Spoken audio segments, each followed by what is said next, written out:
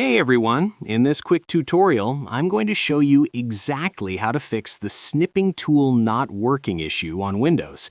So if screenshots aren't opening, the shortcut isn't responding, or the app just won't launch, follow along step by step to fix it.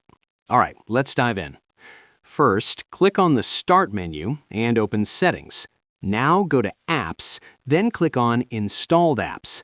Scroll down until you find Snipping Tool in the list. Once you find it, click on the three dots next to it, then select Advanced Options.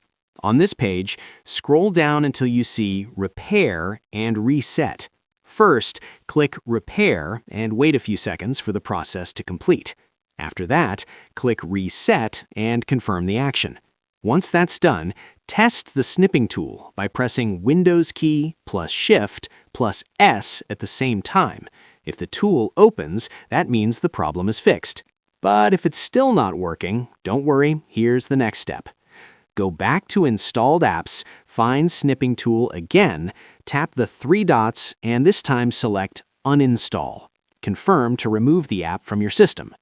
After uninstalling, open the Microsoft Store, search for Snipping Tool, click on it, and then hit Install to download a fresh copy.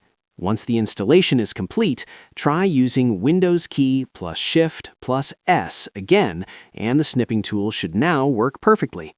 And that's it. This is the easiest and most effective way to fix snipping tool issues on Windows. If this tutorial helped you, make sure to like, share, and subscribe for more quick fixes like this.